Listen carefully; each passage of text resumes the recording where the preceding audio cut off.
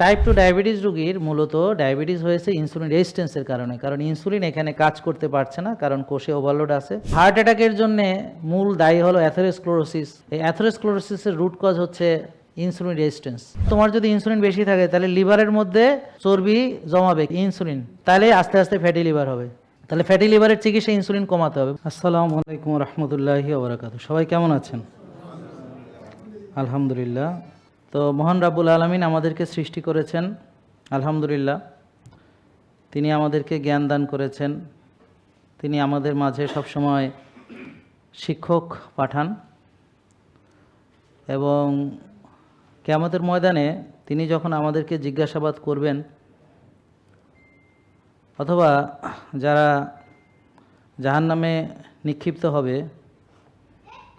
তো তখন যারা জাহান্নামে ফেরেশতারা জিজ্ঞেস করবে, আচ্ছা তোমাদের কি সাবধান করা হয়নি, কেউ কি তোমাদের কিছু বলে নাই? তো সবাই বলবে হ্যাঁ, আমাদের তো সতর্ক করা হয়েছিল। তো মানুষের নেচার হলো কীরকম, যে তাদেরকে যতই সতর্ক করা হোক না কেন, সে তার একটা নিজস্ব মতামতের ভিত্তিতে জীবনকে পরিচালিত করে। তো ধরেন সে যা জানে সে সেটা অনেক ক্ষেত্রেই মানে না, এবং এভাবেই একদিন সে বিপদে পড়ে। তো পৃথিবীর বিপদ থেকে উদ্ধার পাওয়ার অনেক রকম বুদ্ধি আছে, এবং এটা আসল বিপদ নয়, কিন্তু আখিরাতের যে বিপদটা ওটা চিরস্থায়ী এবং ওটা পার্মানেন্ট। তো যারা ওখানে সফল হতে পারবে না, তো তারা মারাও যাবে না, এবং অনন্তকাল সেখানেই তাদেরকে থাকতে হবে। পৃথিবীতে ধরেন একটা ক্যান্সার রোগী শেষ পর্যন্ত মারাই যাবে, হয়তো 4-5 বছর পরে। আর যতদিন সে জীবিত আছে কেমো দিতে হবে, রেডিয়েশন দিতে হবে, অপারেশন হয়তো লাগবে। তো সে সাফার করবে, চিকিৎসা করতে করতে সর্বশান্ত হবে, তারপর হয়তো একসময় তার মৃত্যু ঘটবে। তা এখন আমরা দেখতে পাচ্ছি বহু মানুষের ক্যান্সার হচ্ছে, কিন্তু কেন হচ্ছে সেটা আমরা বুঝতে পারছি না। তা আমরা চেষ্টা করব আপনাদেরকে একটু বোঝাতে। এখন সহজ করে বললে, ক্যান্সার হওয়ার জন্যে মানে যেটা মেটাবলিক কজ ক্যান্সারের, সেটা হলো কি, যে যাদের ইনসুলিন রেজিস্ট্যান্স থাকে, যাদের ইনসুলিনের মাত্রা বেশি থাকে, অথবা ডায়াবেটিস রোগী যাদের সুগার এবং ইনসুলিন দুটোই বেশি থাকে। এবং খুব মজার ব্যাপার, আমি বেশ কিছুদিন আগে ডাক্তারদের উদ্দেশ্যে একটা ভিডিও বানিয়েছিলাম। আসলে অনেক দিন আগের ভিডিও, হঠাৎ করে গতকালকে একটা কমেন্ট চোখে পড়লো, একজন ডাক্তার কমেন্ট করেছে। তো যাক, দেখে খুব খুশি হয়ে গেলাম। তো দেখা গেল যে উনি যে কমেন্টটা করেছে এটা পড়লে স্পষ্টত বোঝা যায় যে ওনার ইনসুলিন রেজিস্ট্যান্স সম্পর্কে কোনোই ধারণা নেই। তো তারা সুগার নিয়ন্ত্রণ করার জন্য ওখানে বলতেছেন যে সিপেপটাইড, হাইপার ইনসুলিনিমিয়া, অর্থাৎ একটা রোগীর যদি ইনসুলিন তৈরিও হয়, ইনসুলিন বেশিও থাকে, তবুও নাকি তাকে ইনসুলিন দিয়ে হলেও সুগার কন্ট্রোল করতে হবে। তো এই জিনিসটা হচ্ছে চরম ভুল। কারণ চিনি বেশি থাকলে আমরা জানি অনেক রকম কমপ্লিকেশনস ডেভেলপ করে। ঠিক একইভাবে ইনসুলিন বেশি থাকলেও আমাদের নানান রকম প্রবলেম হয়। যারা ফেসবুক ইউটিউবে জয়েন করেছেন তারা, গতকালকে একটি ভিডিও আমি আপলোড দিয়েছিলাম, বিশেষ করে মেয়েরা যারা পিসিওএস, পিএমওএস, পিসিওডি, মানে কত যে নাম দিবে এটার, যাই হোক, একবার এক নাম। অর্থাৎ মেয়েদের যাদের মেন্স হয় না, অথবা অনিয়মিত হয়, বা যাদের ওভারিতে সিস্ট আছে, অথবা যাদের বুকে লোম আছে, বা যাদের দাড়ি মোচ আছে, বা কারো মাথায় টাক আছে পুরুষদের মতো, বা ব্রণ আছে পুরুষদের মতো, বা ঘাড় কালো হয়ে গেছে, বা বগলের নিচে কালো হয়ে গেছে, বা আঁচিল হয়ে গেছে, বা বাচ্চা হচ্ছে না, বা ইনফার্টিলিটি, তো এদের বেশি ওজনেরও হতে পারে এমন কিছু, আবার কম ওজনেও হতে পারে। তো সবার ক্ষেত্রেই দেখা যাচ্ছে যে এদের মূল কারণ হলো ইনসুলিন এর প্রভাবে। অর্থাৎ আমাদের যখন ইনসুলিন বেড়ে যাবে তখন ইনসুলিনের প্রভাবে মেয়েদের টেস্টোস্টেরন হরমোন বেশি প্রোডাকশন হয়, তো এই টেস্টোস্টেরনটার ফলেই মূলত পুরুষদের দাড়িমোছ হয়, পুরুষদের পুরুষালী ক্যারেক্টারিস্টিক হয়। কিন্তু একটা মেয়ের যখন এই টেস্টোস্টেরন বেড়ে যায় তখন মেয়েরও বুকে লোম গজায়, যেভাবে পুরুষদের বুকে লোম হয়। এমনও আছে যে স্বামীর বুকে হয়তো অতটা লোম নেই, কিন্তু স্ত্রীর বুক ভর্তি লোম, তো যদি তার টেস্টোস্টেরন বেড়ে যায়। দেখা গেল স্বামীর দাড়ি, আমরা যেটাকে বলি ছাগলা দাড়ি, তো স্বামীর হয়তো, কিন্তু মহিলার মুখ ভর্তি দাড়ি, একেবারে সাপ দাড়ি। তো এভাবে দেখা যাচ্ছে যে মেয়েটা পুরুষের চাইতেও বেশি পুরুষ। তো তার যত ইনসুলিন বেশি, সেই ইনসুলিনের প্রভাবে তার বেশি বেশি টেস্টোস্টেরন তৈরি হলে মেয়েটা আর মেয়ে থাকলো না, পুরুষের মতো হয়ে গেল। অর্থাৎ শরীফা থেকে সে এখন শরীফ, কিন্তু আসলে তো সে শরীফ হয়নি, সে তো শরীফাই আছে, কিন্তু তার হরমোন হয়ে গেছে শরীফ হরমোন। তো যার ফলে তার এই প্রবলেমগুলো হচ্ছে। তো এর রুট কজটা হলো অতিরিক্ত ইনসুলিনের প্রভাবে তার অতিরিক্ত টেস্টোস্টেরন তৈরি হচ্ছে, যেটা তার হওয়ার কথা ছিল না। তো যার ফলে এই মেয়েটা এখন সাফার করছে কি, বাচ্চা হয় না, ইনফার্টিলিটি। আর স্বাভাবিকভাবে টেস্টোস্টেরন আর টেস্টোস্টেরনে আকর্ষণ করে না, কারণ একটা পুরুষ আর একটা পুরুষের গা ঘেঁষে বসতে পারে না সাধারণত। মেয়েরা মেয়েদের পারে, কাছাকাছি বসতে পারে, কিন্তু একটা ছেলে আর একটা ছেলের গা ঘেঁষে বসলে কেমন একটা অস্বস্তি ফিল করে। মেয়েরা মেয়েদের গা ঘেঁষে বসে, সেটা ঠিক আছে। তো যখন ওই স্বামী স্ত্রী দুজনেরই টেস্টোস্টেরন বেশি, তখন পরস্পরের প্রতি বিকর্ষণ তৈরি হয়। অর্থাৎ ওই মহিলা তখন ওর স্বামীকে কাছে ঘেঁষতে দিতে চায় না, বা তাদের সংস্পর্শে একজন আরেকজনের পছন্দ হয় না। পুরুষেরও দেখে যে এই মেয়েটা তো পুরুষালী হয়ে গেল, তো তারও যেমন ভালো লাগে না তার বউরে, তেমনি মেয়েটাও তার হাজব্যান্ডকে কাছে আসতে দেয় না। গায়ে ঘষা লাগলেও বলে বিরক্ত লাগে, মেজাজ খারাপ হয়, মনে হয় যে খুব খারাপ অনুভূতি তৈরি হয়, ভালো অনুভূতি তৈরি হয় না। তো এর আরেকটা দিক আছে, যেমন যদি কারো ইনসুলিন বেড়ে যায় পুরুষের, তখন এই পুরুষটা আবার আরেক ঘটনা ঘটে কি, অতিরিক্ত এই ইনসুলিনের ফলে পুরুষদের কি হয়, তার অ্যারোমাটাইজেশন হয়ে যায় বেশি, অর্থাৎ তার যে অ্যান্ড্রোজেন্স আছে এগুলো স্ট্রাডিওল হয়ে যায়, অর্থাৎ মেয়েদের হরমোন হয়ে যায়। তো মেয়েদের হরমোন হয়ে গেলে তখন এই পুরুষের এই ভুঁড়ি হয় বড় বড় এবং ব্রেস্ট হয় মেয়েদের মতো। এটার একটা নাম আছে, গাইনোকোম্যাসিয়া বলে। আর অবশ্যই এই পুরুষের ওই পুরুষত্ব থাকবে না, কারণ সে এখন হরমোনাল দিক থেকে মেয়ে হয়ে গেছে, মানে শরীফ এখন শরীফার মতো হয়ে গেছে। তো পুরুষদের এরকম গাইনোকোম্যাসিয়া, বড় বড় ব্রেস্ট হয়, তারপর তার পুরুষত্ব থাকে না।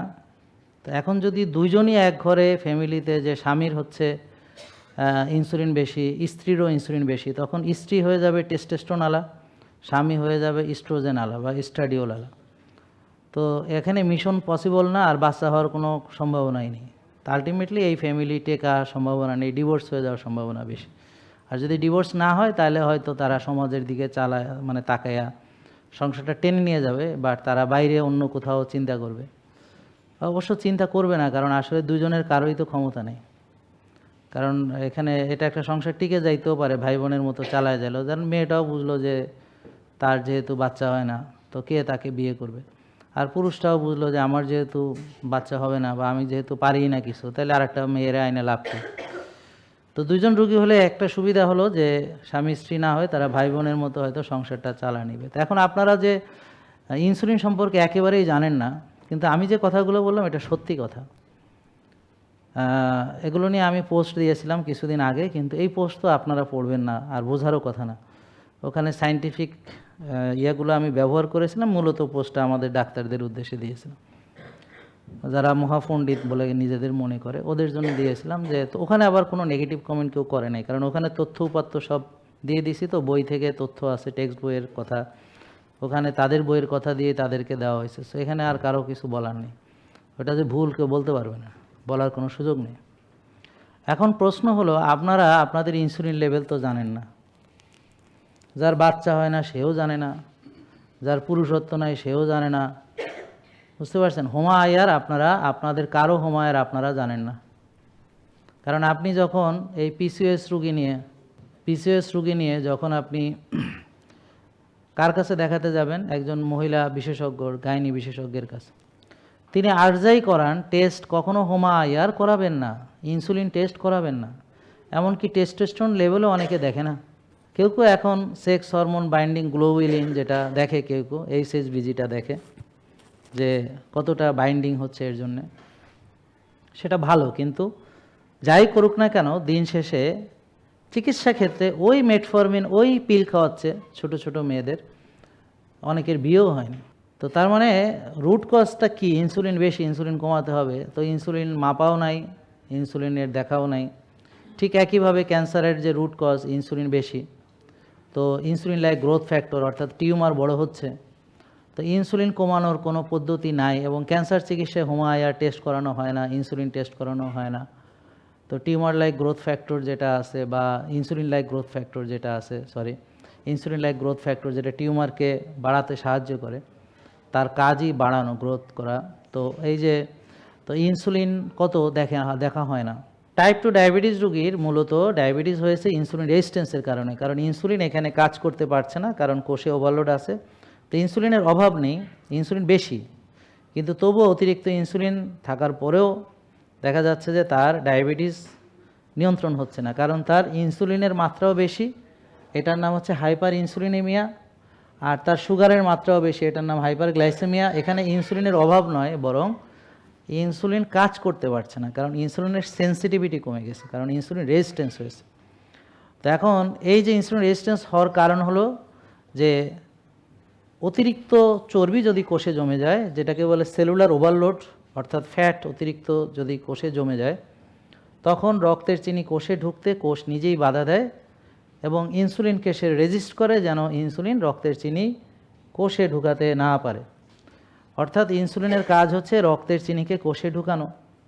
তো টাইপ 2 ডায়াবেটিসে ডাক্তাররা চিনি পরীক্ষা করান, গ্লুকোজ টেস্ট করে খালি পেটে খাওয়ার পরে, তো গ্লাইকেলেটেড হিমোগ্লোবিনের মাত্রাও দেখা হয়, কিন্তু ইনসুলিন মাপাও হয় না, হোমা আইআর দেখাও হয় না, ইনসুলিন বেশি নাকি কম তাও মাপা হয় না, এবং ইনসুলিন কতটা তৈরি হয় সেটাও মাপা হয় না। খুবই একটা ইন্টারেস্টিং ব্যাপার। আর রুগীরা কোনোদিন ভালোও হয় না, চিকিৎসা করতে করতে বড় রুগী হয়। চিকিৎসা করে যদি তারা ভালো হয়ে যাইতো, তাহলে বুঝতাম যে এই চিকিৎসাটা খুবই ভালো, এবং টেস্ট কম করাইয়া যদি রুগী ভালো করা যেত আরও ভালো কথা। সবচেয়ে টেস্ট একদম না করাও যদি রুগী ভালো হতো তো আরও ভালো। কিন্তু এখানে দেখা যাচ্ছে রুগীরা কিন্তু ওষুধ মুক্ত হচ্ছে না, রুগীরা ওষুধ খেয়েই যাচ্ছে এবং পরে আবার ইনসুলিন দেওয়া হচ্ছে। ওইখানেই দেখলাম ডাক্তারের কোনো আন্ডারস্ট্যান্ডিং নাই। সে বলতেছে ইনসুলিন বেশি থাকলেও, ইনসুলিন তৈরি হলেও সুগার কন্ট্রোলের জন্য আরও ইনসুলিন বাইরে থেকে দেওয়া প্রয়োজন। তার মানে ইনসুলিন, অতিরিক্ত ইনসুলিনের কি কি ক্ষতি সেটা তার জানা নেই। তোমার যদি ইনসুলিন বেশি থাকে তাহলে লিভারের মধ্যে চর্বি জমাবে কে? ইনসুলিন, বুঝছো? তাহলে আস্তে আস্তে ফ্যাটি লিভার হবে। তাহলে ফ্যাটি লিভারের চিকিৎসা ইনসুলিন কমাতে হবে, বুঝছো? তাহলে ইনসুলিন কমানোর জন্যই আলোচনা করছিলাম। কি কি খেলে বাড়ে সেগুলো খাওয়া যাবে না। তাহলে কি কি খেলে ইনসুলিন বাড়ে? ভাত, রুটি, ফল, দুধ ইত্যাদি ইত্যাদি। টেনশন করলে বাড়ে, রাত জাগলে বাড়ে, এই তো শেষ।